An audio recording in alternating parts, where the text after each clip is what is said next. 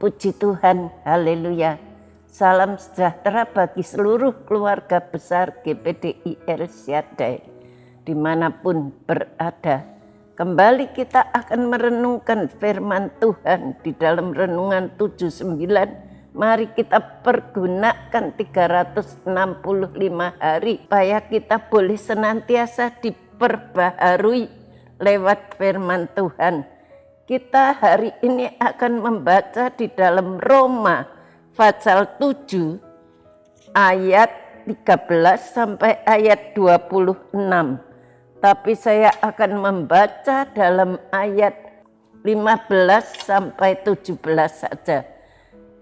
Sebab apa yang aku perbuat aku tidak tahu, karena bukan apa yang aku kehendaki yang aku perbuat, tapi apa yang aku benci, itulah yang aku perbuat. Jadi jika aku berbuat apa yang tidak aku kehendaki, aku menyetujui bahwa hukum Taurat itu baik. Saya beri tema firman Tuhan, ketika orang kudus menggumuli dosa. Kita orang-orang yang sudah diselamatkan oleh Tuhan, kita pun seringkali harus bergumul dengan dosa-dosa yang harus kita kalahkan. Seringkali daging ini lebih kuat daripada dosa, daripada kebenaran-kebenaran firman Allah. Di dalam perikop ini merupakan salah satu perikop yang terkenal dan kontroversial dalam kitab Roma. Seakan-akan dalam perikop ini Paulus memperlihatkan adanya dua kepribadian dalam dirinya. Seperti ada dua, yang satu mau melakukan kebenaran, yang satu mau melakukan dosa. Itu yang saling bertolak belakang. Kalau kita membaca dalam ayat 15 sampai ayat 26, kita bisa mengetahui itu semuanya. Tetapi kita melihat ia melakukan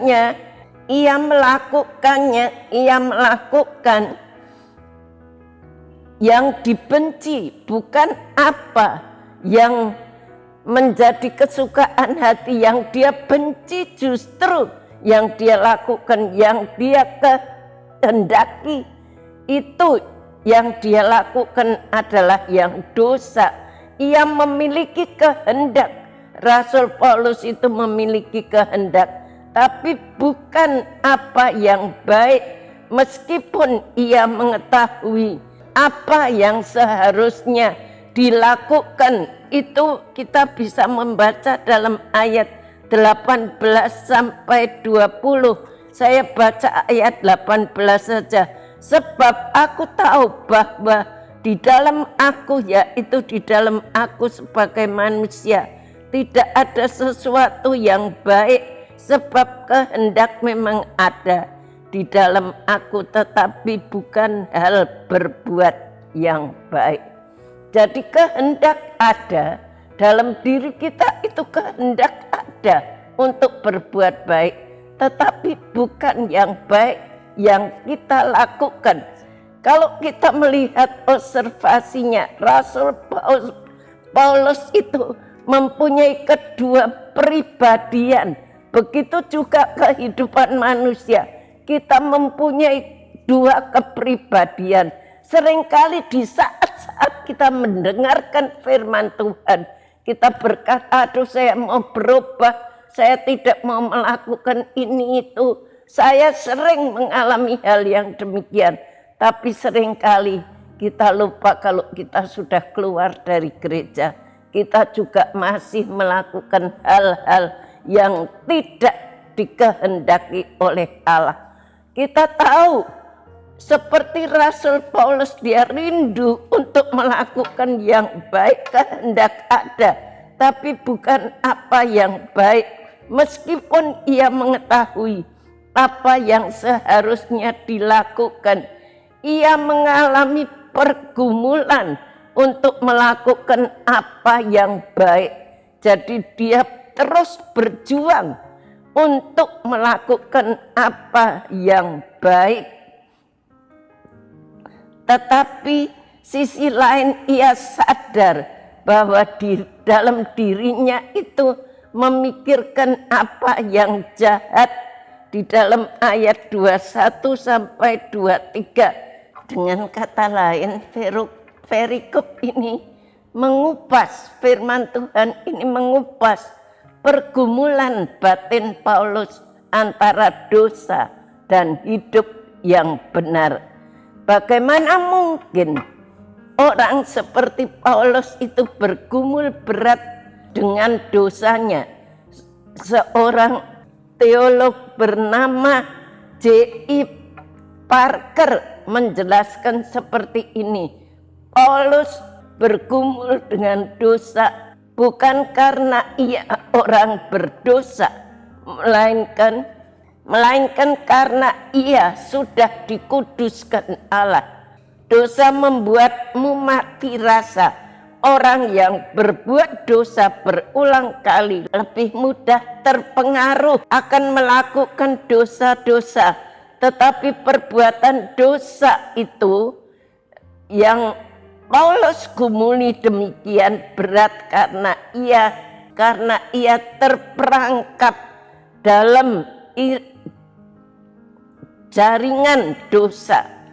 Bukan pula karena dirinya tidak berpengharapan sehingga ingin hidup menyerahkan ke dalam pencobaan-pencobaan yang dihadapinya. Karena Paulus menjalani hidup yang kudus, kepekaan terhadap Roh Allah membuat dirinya bergairah untuk memuliakan Allah. Itu sebabnya mengapa dia begitu agresif saat melakukan perbuatan yang tidak menyenangkan hati Allah. Ia menyadari bahwa dirinya bukan manusia sempurna dan masih dapat jatuh ke dalam perilaku keberdosaan dan pergumulan.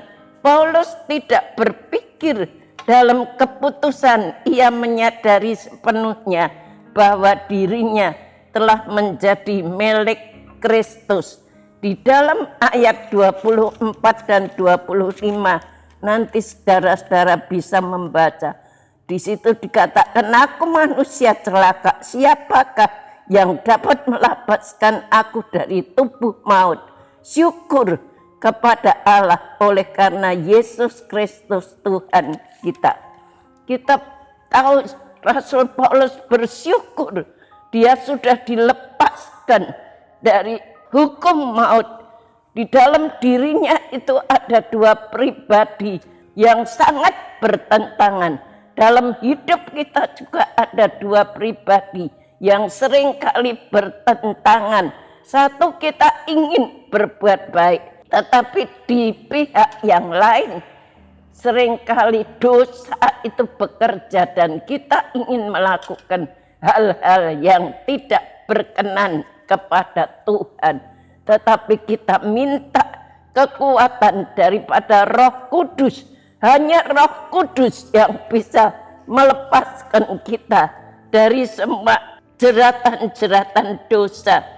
Kalau kita baca di dalam Injil Yohanes 14 ayat 16 dan 17, aku minta kepada Bapa dan ia akan memberikan kepadaku seorang penolong yang lain, supaya ia menyertai kamu selama-lamanya, yaitu Roh kebenaran. Dunia tidak dapat menerima dia, sebab dunia tidak melihat dia dan tidak mengenal dia. Tapi kamu mengenal dia, sebab ia menyertai kamu dan akan diam di dalam kamu. Hanya Roh Kudus yang mampu untuk memberikan kekuatan. Seringkali kalau kita mengandalkan kekuatan kita sendiri, kita mendengar firman Tuhan, kita ingin berubah, saya tidak akan melakukan ini itu. Tetapi sesudah kita keluar dari gereja, seringkali dosa itu bekerja lagi dalam kehidupan kita. Tapi kalau Roh Kudus ada di dalam kehidupan kita, Roh Kudus yang akan menuntun kita ke satu jalan yang benar. Pergumulan terhadap dosa itu merupakan bukti bahwa kita telah dikuduskan Allah, sehingga kita gelisah. Karena itu jangan menyerah dan jangan putus asa. Yesus itu selalu ada di pihak kita. Kita tidak perlu putus asa. Kita seringkali merasa lemah, tidak mampu. Tetapi dengan kekuatan Roh Kudus kita akan mampu mengatasi semuanya. Itu adalah aplikasinya. Hanya bergantung kepada Yesus, bergantung kepada Roh Kudus, kita akan mendapatkan kekuatan untuk melawan setiap dosa. Terima kasih telah mengikuti renungan 79. Kiranya dapat menjadi berkat bagi kita semuanya. Bapak, Ibu, Saudara yang ingin didoakan untuk pokok doa tertentu, menceritakan kesaksian baik mujizat kesembuhan, pemulihan masalah keluarga dan lain-lain, dapat disalurkan melalui Casbos di nomor 081327420088. Mari kita sama-sama berdoa. Terima kasih Tuhan, Engkau sudah memberikan firman-Mu Tuhan kepada kami. Biar firman-Mu ini boleh terukir dalam hidup kami. Dalam hidup kami ini Tuhan, kami menyadari kami adalah manusia daging yang lemah. Seringkali keinginan untuk berbuat baik ada. Tetapi keinginan daging ini yang seringkali membuat kita tidak melakukan hal-hal yang baik. Tuhan, kami mohon hanya Roh Kudus yang bisa menuntun, memberikan kekuatan kepada kami semua, seluruh keluarga besar GPDI El Shaddai, lengkapi dengan kuasa Roh Kudus-Mu. Biarlah kami boleh hidup benar di hadapan-Mu, hidup berkenan kepadamu. Terima kasih memberkati Ibu Gembala kami. Tuhan, pakai beliau boleh menjadi alat di dalam tangan-Mu. Makin hari makin heran boleh membawa seluruh keluarga besar GPDI El Shaddai lebih sungguh-sungguh, lebih dekat kepadamu. Terima kasih memberkati multimedia dengan setia melayani kami. Berkati balas semua pengorbanannya dengan limpah-limpah sesuai dengan janji firman-Mu. Terima kasih Tuhan. Terima kasih, kami bersyukur. Kiranya keluarga GPDI El Shaddai memelihara harta yang indah yang Engkau percayakan kepada keluarga GPDI El Shaddai oleh Roh Kudus yang diam di dalam keluarga GPDI El Shaddai. Haleluya, terima kasih. Amin.